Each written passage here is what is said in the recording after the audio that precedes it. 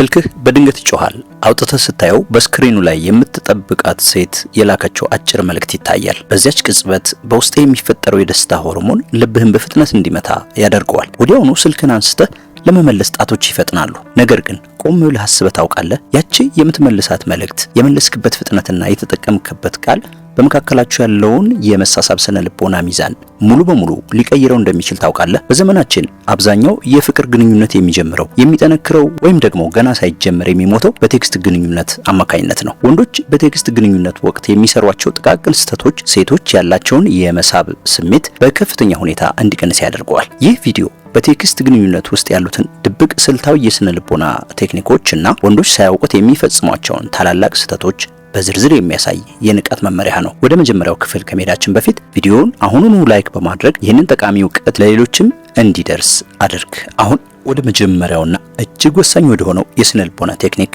በጥልቀት እንግባ። በስነ ልቦና ሳይንስ ውስጥ እጅግ መሰረታዊና ኃይለኛ የሆነ አንድ ህግ አለ። እሱም የእጥረት መርህ ወይም ስኬርሲቲ ፕሪንሲፕል በመባል ይታወቃል። የሰው ልጅ በተፈጥሮ በቀላሉ የሚያገኘውን ሁልጊዜ ዝግጁ የሆነለትንና ምንም አይነት ጥረት የማይጠይቀውን ነገር ዋጋ የማሳነስ ዝንባሌ ያለው፣ በተቃራኒው ለማግኘት ጥረት የሚጠይቀውን የተወሰነ እጥረት ያለበትንና በቀላሉ የማይገኘውን ነገር ደግሞ በከፍተኛ ሁኔታ ይመኛል፣ እንዲሁም ትልቅ ዋጋ ይሰጠዋል። ይህ የስነ ልቦና ህግ በሰው ልጅ ማህበራዊ ግንኙነት በተለይም በቴክስት ግንኙነት ውስጥ በከፍተኛ ሁኔታ ይሰራል። ነገር ግን በሚያሳዝን ሁኔታ አብዛኞቹ ወንዶች ይህንን ወርቃማ ህግ ሙሉ በሙሉ ይጥሱታል። ለአብነት ያህል አንድ ምሳሌ እንውሰድ። ዳዊት የተባለ ወጣት አለ።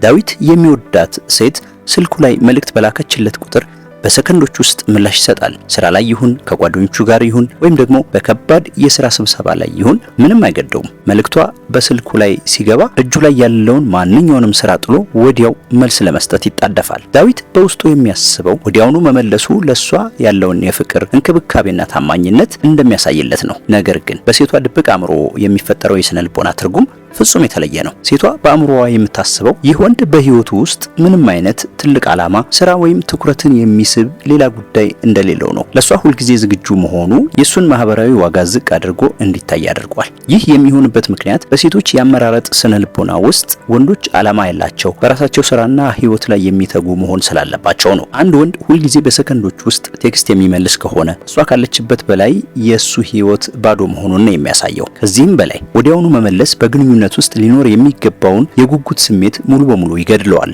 አንዲት ሴት ቴክስት ከላከች በኋላ ምላሽን በጉጉት ስትጠብቅ በአእምሮዋ ውስጥ ስላንተ የምታስብበት ጊዜ ይፈጠራል። አሁን ምን እያደረገ ይሆን? ስራ ላይ ነው ወይስ ከሰዎች ጋር የሚለው የውስጥ ጥያቄ በአንተ ላይ ያላትን የስሜት ኢንቨስትመንት ያሳድገዋል። ይህንን የጉጉት ጊዜ ስትነጥቃት ግንኙነቱ እንዲሰለቻት እያደረክ ነው። ታዲያ ይህ ማለት ሆን ብለህ ሰዎችን ለማሰቃየት ረጅም ሰዓታት መደበቅ አለብህ ማለት አይደለም። ይልቁኑ በህይወቱ ውስጥ እውነተኛ ስራ፣ እውነተኛ ዓላማና ትኩረት የሚሻ ጉዳይ ሊኖር ይገባል። ስራ ላይ በሚገባ ስትጠመድ ስልክህን በየደቂቃው አታየውም። በዚያን ጊዜ መልእክቷን የምትመልሰው ስራህን በስርዓት አጠናቀ ስትረጋጋ ነው። ይህ በእውነተኛ ህይወት ላይ የተመሰረተ ምላሽ በሴቷ ዘንድ ትልቅ ክብር ያሰጣል። ሁልጊዜ የሚገኝና የሚረግፍ ቅጠል ከመሆን ይልቅ ውድ ዋጋ የሚጠይቅና የራሱ ህይወት ያለው መሪ ወንድ መሆንክን በተግባር ታሳያለህ። ስለዚህ ወንድሜ የሚቀጥለውን መልእክት ስትመልስ ራስን ጠይቅ። ይህንን መልእክት አሁን የምመልሰው በእውነት ነፃ ስለሆንኩ ነው ወይስ ውስጤ ባለው የጭንቀት ስሜት ተገፋፍቼ ብለህ ጠይቅ። በራስህ ህይወት ላይ ትኩረት አድርግ።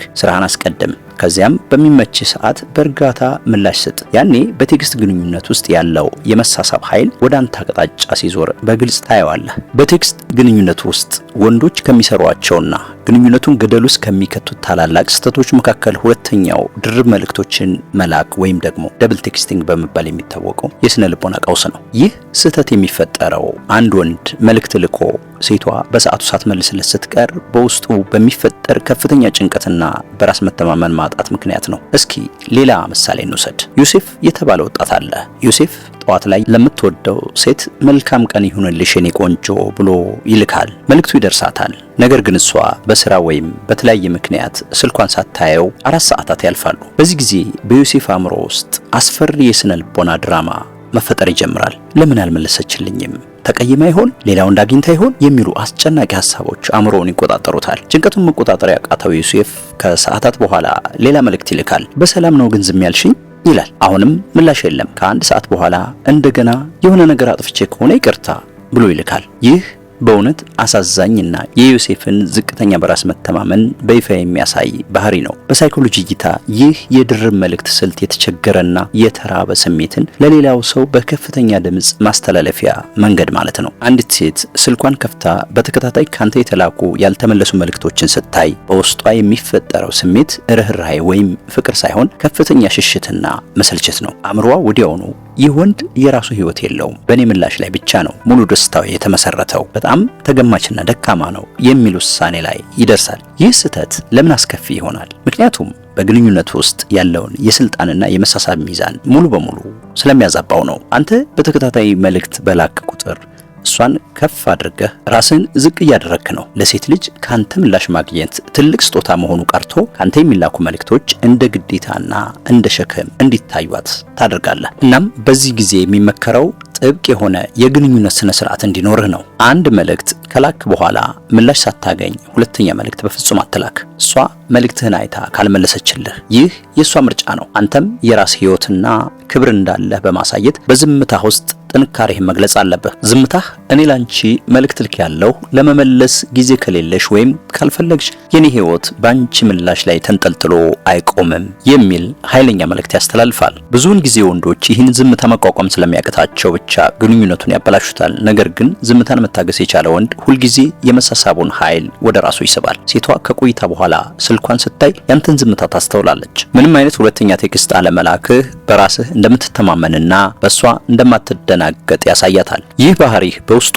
ክብርንና ድጋሚ ማውራት ጉጉትን ይፈጥራል። ስለዚህ ወንድሜ ስልኩን አስቀምጠው፣ እጆችን በኪስ ክተትና የላከው አንድ መልእክት የራሱን ስራ እንዲሰራ ፍቀድለት። ድርብ መልእክቶችን በመላክ የወንድነት ግርማህን አታውርድ። ወደ ሶስተኛውና እጅግ ስልታዊ ወደሆነው ክፍል ስንመጣ ብዙ ወንዶች የሚወድቁበትን ሌላ ትልቅ ወጥመድ እናገኛለን። እሱም ቴክስትን ለረጅም ጊዜ ጥልቅ ወሬዎችን ማውሪያና ግንኙነት መገንቢያ አድርጎ የመጠቀም ስህተት ነው። በሳይኮሎጂ ጥናት መሰረት ቴክስት የተፈጠረው መረጃ ለመለዋወጥና በአካል ለመገናኘት ቀጠሮ ለመያዝ እንጂ ሙሉ ስብዕናህን ለመግለጽና ግንኙነትን በምናባዊ ዓለም ውስጥ ለመገንባት አይደለም። ለምሳሌ አልዓዛር የተባለን ወጣት እንውሰድ። አልዓዛር ከአንዲት ሴት ጋር በሶሻል ሚዲያ ተዋወቀ። በየቀኑ ከጠዋት እስከ ማታ በቴክስት ያወራሉ። የልጅነት ትዝታዎቻቸውን፣ የወደፊት ህልማቸውን፣ የሚወዱትን ምግብና ጥልቅ ሚስጥሮቻቸውን በሙሉ በቴክስት ይለዋወጣሉ። ለሁለት ወራት ያህል እጅግ ረጅም የሆኑ የቴክስት መልእክቶችን እየተጻጻፉ ቆዩ። አልዓዛር በውስጡ የሚሰማው በመካከላቸው ፍጹም የሆነ ጥልቅ ትስስር እንደተፈጠረ ነው። ነገር ግን በመጨረሻ በአካል ሲገናኙ በመካከላቸው የነበረው ግንኙነት ፍጹም የቀዘቀዘ፣ የማይመችና ምንም አይነት የመሳሳብ ስሜት የሌለው ሆኖ አገኘው። ለምን ይሄ ሆነ? ምክንያቱም አልዓዛር የቴክስትን ሳይኮሎጂ አልተረዳም። በቴክስት ረጅም ሰዓት ስታወራ በአእምሮአችሁ ውስጥ እርስ በርስ ፍጹም የሆነ ምናባዊ ምስል ትፈጥራላችሁ። እያንዳንዱ ዝርዝር ነገር በጽሁፍ ስታስረዳት በአንተ ላይ ሊኖራት የሚገባ የተፈጥሮ ጉጉትና ሚስጥራዊነት ሙሉ በሙሉ ይጠፋል። በአካል ስትገናኙ የሚወራ አዲስ ነገር አይኖርም። ምክንያቱም ሁሉንም ነገር አስቀድማችሁ በቴክስት ጨርሳችኋል። ከዚህም በላይ በጽሁፍ ላይ ፍጹም ደፋርና ማራኪ መስሎ መታየት ቀላል ነው። በአካል ስትገናኙ ግን እውነተኛው የሰውነት ቋንቋ፣ የድምጽህ ቃናና በራስ መተማመንህ ይገመገማል። በጽሁፍ የገነባኸው ግዙፍ ማራኪነት ከአንተ እውነተኛ ስብዕና ጋር የማይጣጣም ከሆነ ፍጹም ውድቀት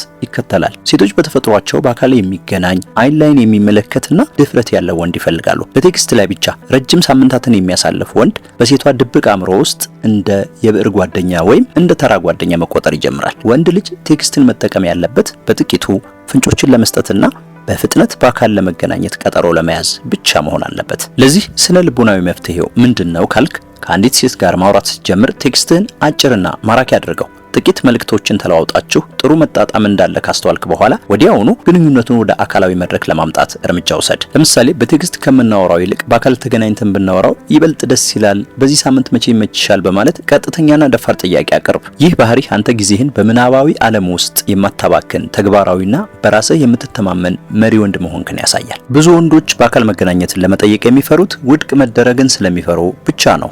ነገር ግን በቴክስት ላይ ወራት አሳልፈህ በመጨረሻ ከመውደቅ ይልቅ ገና መጀመሪያውኑ በአካል ለመገናኘት ጠይቀህ እውነታውን ማወቁ የተሻለ ነው። ጊዜህንና የወንድነት ኃይልህን በአግባቡ ጠብቅ። ቴክስት ድልድይ ብቻ ነው። ዋናው ግንባታ የሚከናወነው ግን በአካል በሚደረገው የአይን እይታ፣ በፈገግታና በእውነተኛ ንክኪዎች ነው። ለማጠቃለል ያህል ወንድሜ፣ በቴክስት ግንኙነት ውስጥ ያሉትን እነዚህን ሶስት መሰረታዊ የስነ ልቦና ስህተቶች በሚገባ መረዳትህ በሴቶች ዘንድ ያለህን ተመራጭነት ሙሉ በሙሉ ይቀይረዋል። ሁልጊዜ ዝግጁ በመሆን ዋጋህን አታሳንስ። የራስህ ዓላማና ህይወት ይኑርህ። ድርብ መልእክቶችን በመጻፍ ደካማነትንና ጭንቀትን አታሳይ። በዝምታ ውስጥ ያለውን ጥንካሬ ያሳይ እና በመጨረሻም ቴክስትን ለረጅም ወሬዎች ሳይሆን በአካል ለመገናኘት ቀጠሮ መያዣ ድልድይ ብቻ አድርገህ ተጠቀምበት። እነዚህን ስነ ልቦናዊ ስልቶች በህይወት ላይ ተግባራዊ ስታደርግ ግንኙነቶችህ የበለጠ ቀላል፣ የተሳኩና ክብር የሞላባቸው ሲሆኑ ታያለህ። ይህ ቪዲዮ አዲስ የወንድነት ንቃትና ጥንካሬ ከለገሰ አሁኑኑ ቪዲዮውን ላይክ ማድረጉ እንዳትረሳ። በአንተ የቴክስት ህይወት ውስጥ እጅግ ፈታኝ የሆነው ስህተት የትኛው ነበር? ሐሳብህንና ልምድህን ከታች በኮሜንት ላይ ጻፍልኝ። ለዚህ ቻናል አዲስ ከሆንክ ደግሞ ሰብስክራይብ በማድረግ ይህን ታላቅ ማህበረሰብ ተቀላቀል። በሌላ አዲስ እና ጥልቅ ቪዲዮ እስከምንገናኝ ድረስ ሰላም።